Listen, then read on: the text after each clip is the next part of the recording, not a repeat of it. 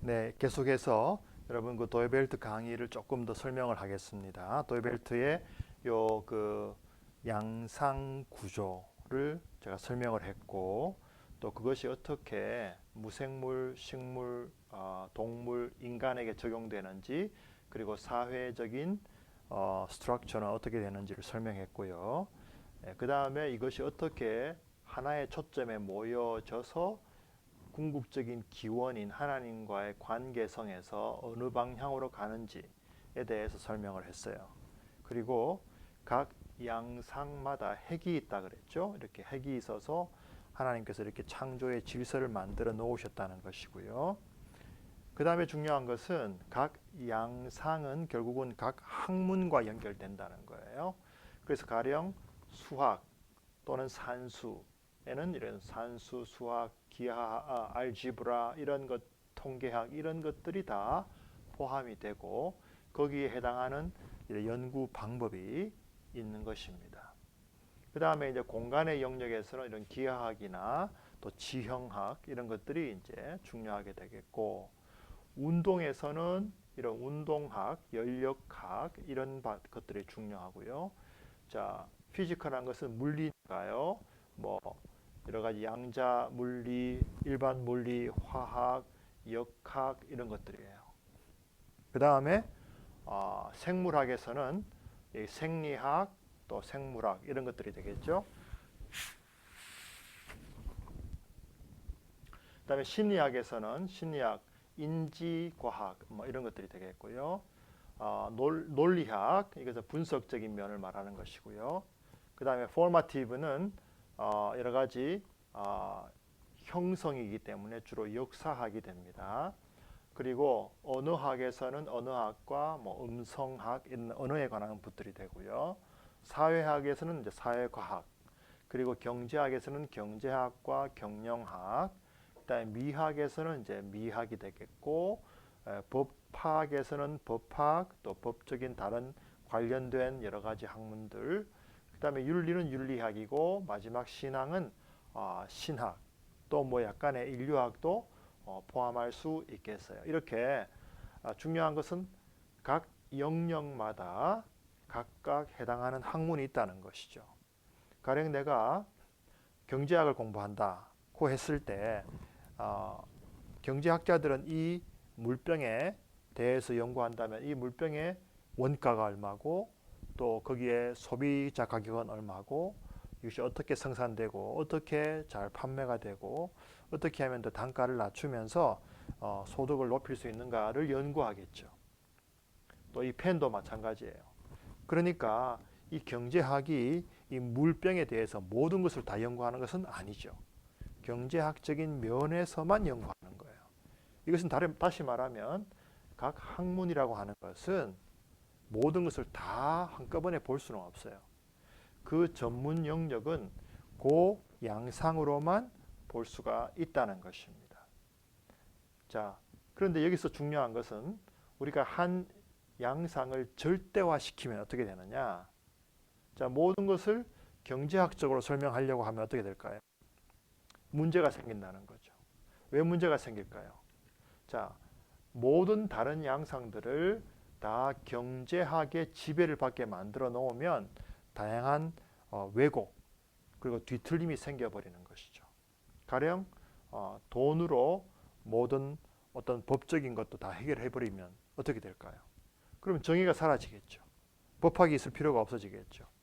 이것은 우리가 받아들일 수 없다는 것을 잘 알 수가 있는 것입니다. 또 법정에서도 어때요? 어떤 범죄자가 재판을 받을 때 그 범죄자가 정말 불가피하게 장발장처럼 정말 배가 고파서 빵을 훔친 사람하고, 그렇지 않고 집에 빵이 많이 있음에도 불구하고 욕심을 내어서 빵을 훔친 사람은 처벌이 달라질 수밖에 없어요. 왜? 정상 참작을 하기 때문이죠. 정상 참작이라는 것은 윤리적인 차원이에요. 그 윤리적인 차원은 그 사람의 상황이 어떠했고 그 사람이 어떤 태도로 어떤 잘못을 범했는가를 전체적으로 보는 거죠. 그래서 그 사람이 또 진심으로 뉘우치고, 또 그 사람이 예를 들어서 신앙을 가지면서 더 잘 변화될 된다면 판사가 재판을 할 때 훨씬 더 형량을 줄이겠죠. 반대로 그렇지 않은 사람은 훨씬 더 형량을 많이 주겠죠. 자, 이와 같이 법적인 양상도 절대화되어서는 안 되고 다른 양상들을 고려해야 된다는 거죠. 그런 점에서 각 학문들은 각 학문 나름대로의 어떤 독립성이 있다는 거예요. 그리고 질서가 있다는 거예요. 어느 하나의 학문이 절대화된다는 것은 그 학문이 우상화된다는 뜻이기 때문이에요. 그래서 이 도예벨트의 이론은 각 학문들이 궁극적으로는 신앙과 연결이 된다. 신앙과 불가 분리라는 것을 이야기하고 동시에 그 학문이 또 하나의 우상이 되는 것도 막아주는 기능을 한다는 거예요.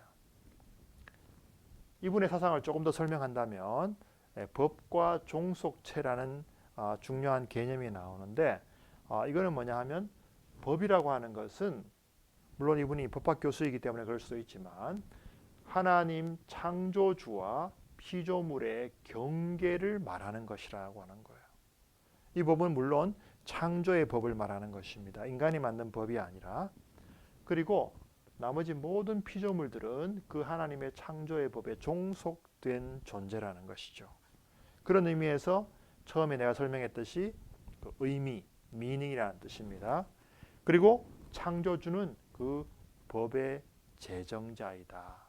물론 우리나라 국회에서도 법을 만들지만 궁극적인 법은 하나님께서 우리에게 주신 그 법이라는 뜻입니다. 그리고 이제 좀 더 나아가서 이론적인 학문 활동을 어떻게 우리가 신앙과 분리시킬 수 없는지 설명하는 거예요. 그것을 이분은 이렇게 세 가지로 설명을 해요.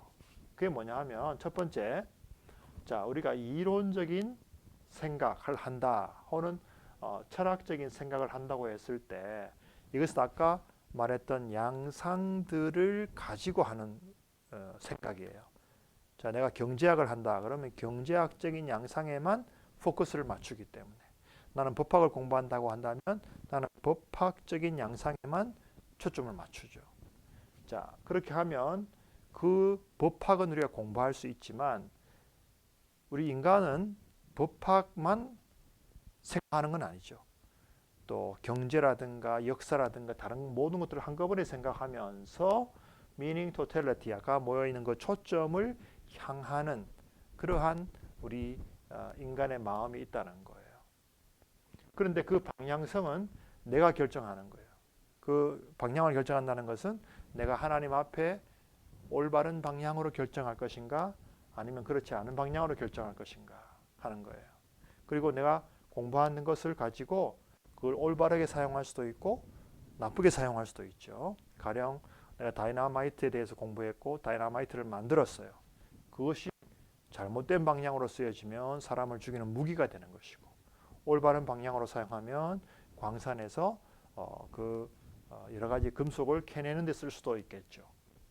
그래서 마지막으로는 이 자아라고 하는 것, 즉 학문과 또 일상생활에 모두 연결되어 있는 내 중심은 그 하나님과 관계성 속에서 결정이 된다는 거예요.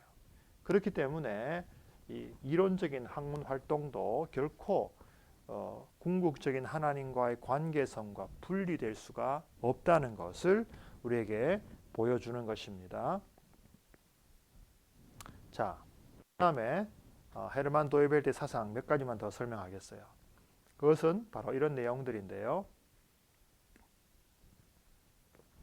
영역 주권의 원리라고 하는 것은 이제 아브라함 카이퍼가 교회, 국가, 가정, 기업들이 다 서로 주권적인 그 나름대로의 영역이 있다는 것을 도이벨트는 양상에서 더 설명을 하는 거예요.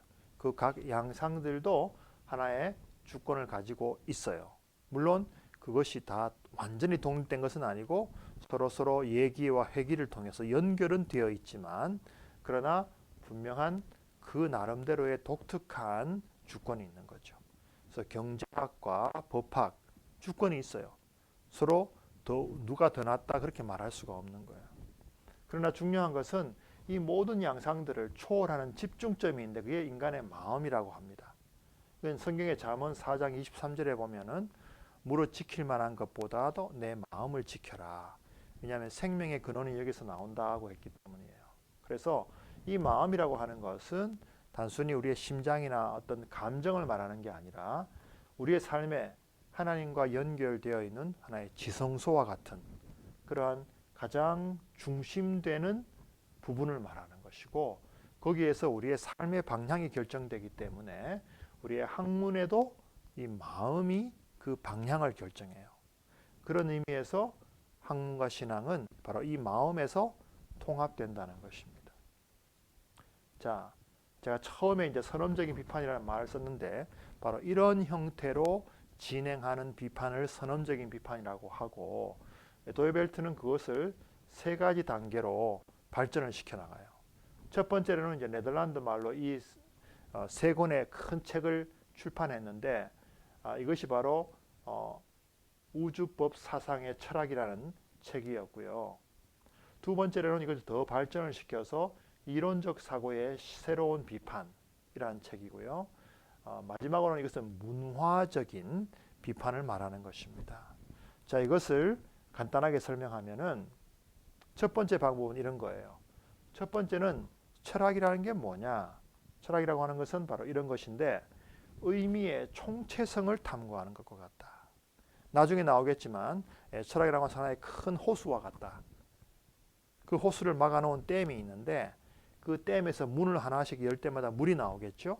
그래서 그 댐 하나의 수문을 우리가 하나는 수학, 하나는 물리학, 하나는 역사학 이렇게 각 학문을 생각해 볼 수 있다는 거예요. 철학이라고 하는 것은 그 모든 학문을 다 모은 그런 학문이다. 그런데 그 철학을 하는 주체는 인간이고 인간의 마음이라는 거예요. 그래서 결국은 거기에 종교적인 뿌리가 있고 그것은 하나님과의 관계성 속에 있다는 거예요. 그러므로 이 철학도 결국 신앙과 분리될 수가 없다고 주장을 한 것이 첫 번째 세 권의 큰 책입니다. 근데 문제는 다른 학자들이, 신앙이 없는 학자들이 그러한 철학의 정의에 대해서 동의를 하지 않은 것이죠. 그래서 안 되겠다. 새로운 방법을 개발해 보자고 한 것이 이제 영어로 쓴 두 번째 책인데 이런 순서로 진행이 돼요. 자, 이론적인 사고라는 것이 어떻게 가능한가? 아까 말했듯이 각 양상별로 그 이론적인 사고가 하게 되는데, 가령 생물학을 공부한다고 했을 때는 생물학적인 양상에 많은 데이터가 있겠죠.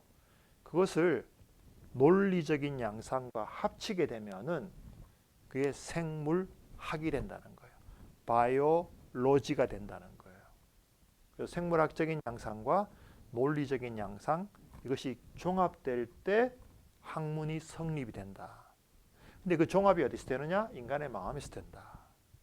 그래서 그 마음은 다시 기원을 향해서 방향을 갖고 있다는 거예요.